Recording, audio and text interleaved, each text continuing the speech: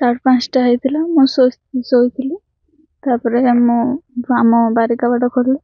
ତାପରେ ମୁଁ ବାହାରକୁ ଆସିଲି। ବାହାରକୁ ଆସିଲା ପରେ ତାପରେ ମୋତେ ଭିଡ଼ିକି ନେଲେ। ତାପରେ ମୋ ଫୋନ୍ ଭାଙ୍ଗିଦେଲେ। ତାପରେ ଫୋନ୍ ଭାଙ୍ଗି ସାରିଲା ପରେ ତାପରେ ମୋ ଆଖିକି ବାଡ଼େଇ ଦେଲେ। ତାପରେ ପିଠିକି ବାଡ଼େଇକି ଇଏ କଲେ। ତାପରେ ମୁଣ୍ଡକୁ ଫାଡ଼ରେ ହାଣିଦେଲେ।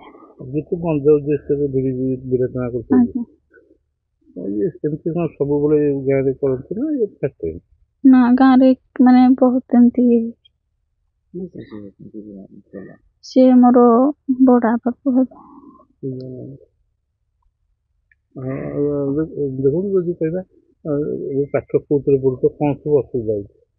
ମୋର 10ମ ଶ୍ରେଣୀ। ତ ମୁଁ ପାଠ ପଢିବା ପାଇଁ ଯାଉଥିଲି। ଥରେ ମୋ ଶଙ୍ଖି ଚିପିଥିଲେ। ତାପରେ ଏମିତି ଶଙ୍ଖି ଚିପିଲା ପରେ ମୁଁ ଆସିଲି ଘରେ। ମୋ ମାମା ବାବାଙ୍କୁ କହିଲି। ତାପରେ କହିଲା ପରେ ଆମ ମାମା ବାବା ବି ଇଏ କରିକି କଲେ।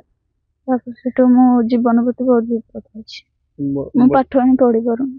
କେତେ ଦିନ ହେଲାଣି ଘରେ ରହିଲେ? ମୁଁ 9 ଦିନ ହେଲା। ତ ବର୍ତ୍ତମାନ କଣ ଭୟ ଲାଗୁଛି ନା କଣ ଅସୁବିଧା ହଉଛି? ଭୟ ଲାଗୁଛି। ମାରିଦବ ପାଟିରେ। ଭୟ ଲାଗୁଛି। ମତେ ନ୍ୟାୟ ଦରକାର। ସୁରକ୍ଷିତ ଯେମିତି ରହିବି, ମତେ ନ୍ୟାୟ ଦରକାର।